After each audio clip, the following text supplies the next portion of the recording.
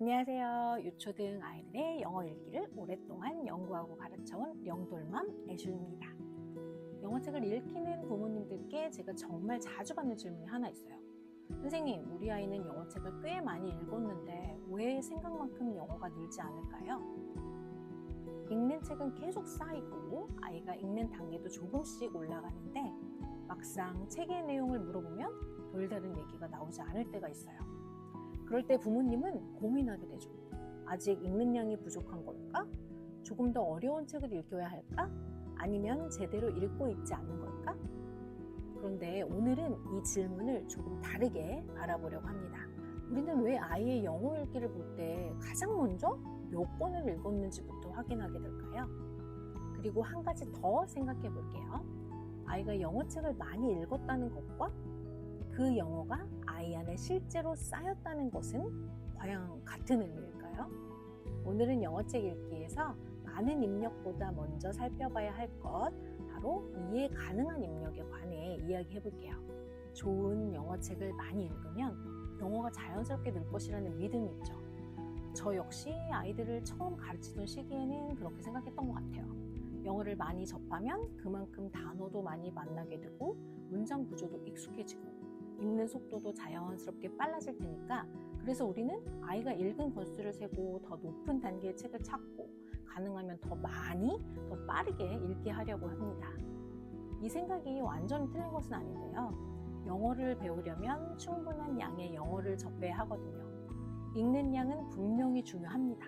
그런데 여기에는 한 가지 중요한 전제가 있어요. 아이가 접한 영어가 아이에게 이해되는 영어였는가? 단순히 영어를 많이 보았는가가 아니라 그 안에서 의미를 이해하고 있었는가입니다. 언어 교육에서 자주 언급되는 개념 가운데 이해 가능한 입력이라는 말이 있어요.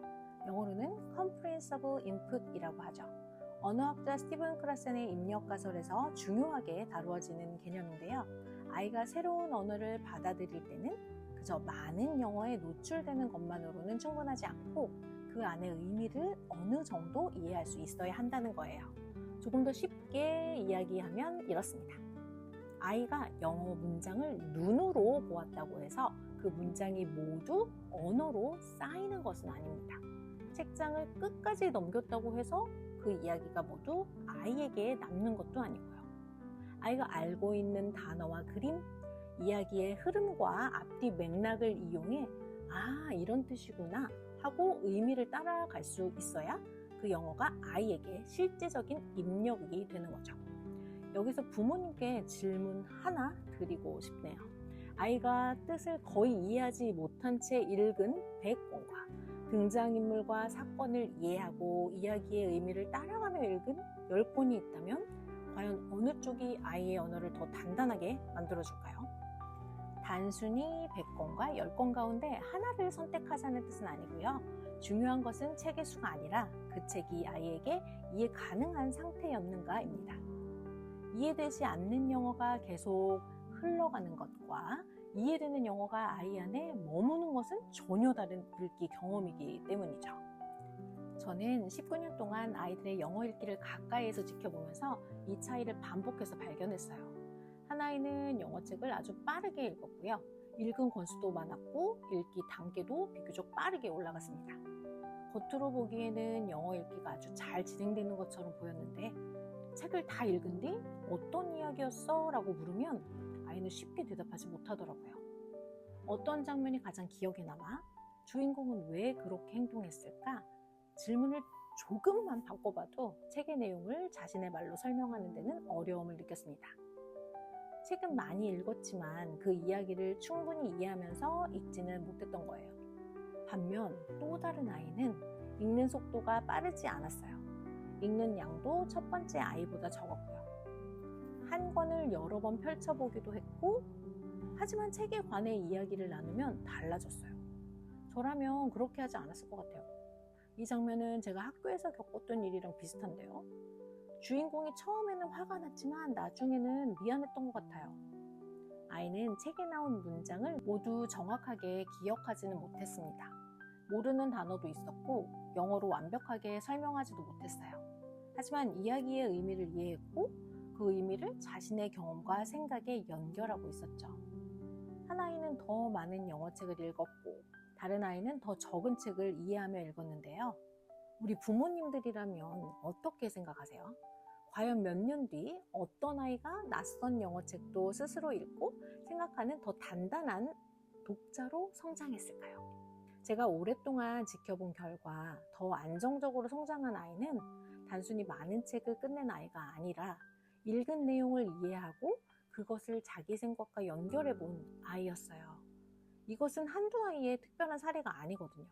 현장에서 반복해서 확인한 하나의 패턴이에요. 결국 아이의 언어를 키운 것은 단순히 많이 주어진 입력이 아니라 아이에게 이해되고 의미로 남은 입력이었던 겁니다. 여기까지 들으면 이런 질문이 생길 수 있어요. 그렇다면 영어책은 많이 읽힐 필요가 없는 건가요? 한 권을 오래 읽고 내용을 완벽하게 이해해야 하나요? 그렇지는 않습니다. 다독은 영어 읽기에서 분명히 중요한 역할을 하는데요. 영어를 충분히 접해야 자주 쓰이는 단어와 표현을 반복해서 만나고 문장 구조에도 익숙해지고 읽는 속도와 유창성도 발달할 수 있겠죠. 영어에 대한 친숙함은 어느 정도 충분한 양이 있어야 만들어져요. 다만 다독은 필연 조건이지 충분 조건은 아니에요. 많이 읽는 것만으로 모든 읽기 성장이 이루어지는 것은 아니라는 뜻이죠. 다독이 아이의 언어 성장을 이끌려면 그 책이 아이에게 어느 정도 이해 가능해야 해요. 너무 어려워서 문장마다 의미를 놓치고 있다면 아이에게 그 책은 많은 입력일 수는 있어도 이해 가능한 입력은 아닐 수 있죠. 반대로 단어를 전부 알지 못하더라도 그림과 맥락을 통해 이야기의 흐름을 따라가고 인물의 행동과 감정을 이해하며 다음에 일어날 일을 짐작할 수 있다면 그 책은 충분히 이해 가능한 입력이 될 수 있습니다. 그러니까 이해 가능한 입력은 모르는 단어를 아는 쉬운 책이라는 뜻이 아니고요. 아이에게 조금 새로운 내용이 있으면서도 전체적인 의미는 따라갈 수 있는 상태에 가깝습니다. 그런데 우리는 왜 자꾸 더 많은 책과 더 높은 단계를 찾게 될까요? 아마 아이의 성장을 눈으로 확인하고 싶기 때문일 거예요. 저도 그렇고요.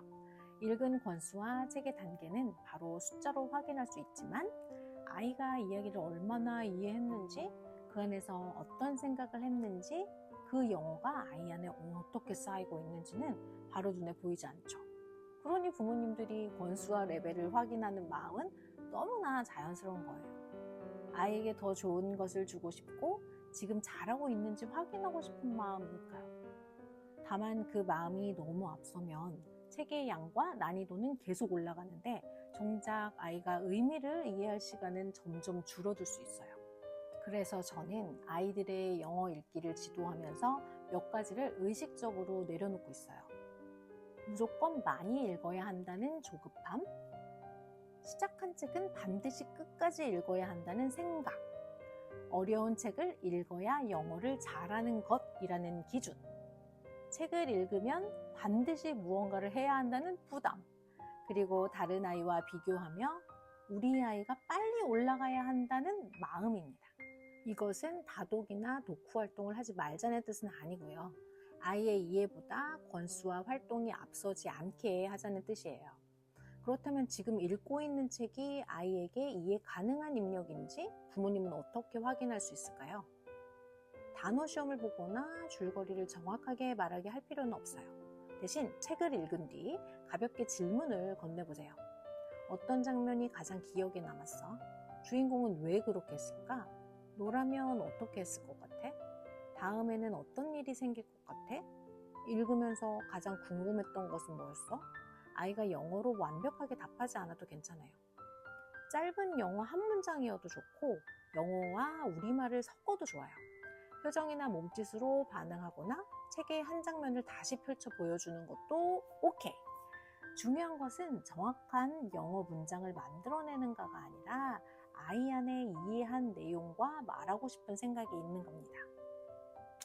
여기서 여러분의 아이를 한번 떠올려 보세요. 책을 읽은 뒤 가장 자주 보이는 모습은 어떤가요? 책을 덮자마자 다음 권으로 넘어가나요? 아니면 기억에 남는 장면을 다시 펼쳐보거나 등장인물에 관해 무언가 말하고 싶어 하나요? 이런 작은 반응들이 그 책이 아이에게 이해 가능한 입력이었는지를 보여줍니다. 많이 읽는 것은 좋은 출발이에요. 하지만 영어책 읽기의 목적지는 읽은 권수 자체가 아닙니다. 중요한 것은 아이에게 들어간 영어가 이해가 되었는지, 그리고 그 의미가 아이 안에 무엇으로 남았는지예요. 마지막으로 우리 부모님들께 한 가지 질문을 남겨드리고 싶어요. 우리가 정말 키우고 싶은 아이는 많은 책을 빠르게 끝내는 아이일까요? 아니면 낯선 이야기를 만나도 스스로 의미를 따라가고 읽은 내용을 생각하고 자기 언어로 표현할 수 있는 아이일까요? 이해되지 않는 채 지나간 영어는 많아도 쉽게 사라져버려요. 하지만 아이가 이해하고 생각하고 마음으로 반응한 영어는 비록 양이 많지 않더라도 아이의 언어로 남습니다. 몇 권을 읽었는가 보다 그 책이 아이에게 무엇으로 남았는가. 이번 주에는 오늘 몇 권 읽었어? 라고 묻기 전에 이 질문 한번 건네보세요. 오늘 읽은 책에서 어떤 장면이 가장 기억에 남았어? 그리고 아이가 대답한다면 정답을 확인하기보다는 한 번 더 물어봐 주세요. 왜 그 장면이 기억에 남았어? 그 짧은 대화가 영어책 한 권을 단순히 읽기 기록이 아니라 아이에게 이해되고 의미가 남는 진짜 언어 경험으로 바꿔줄 수 있어요. 오늘 이야기가 아이의 영어 읽기를 바라보는데 조금 더 분명한 기준이 되었으면 좋겠습니다.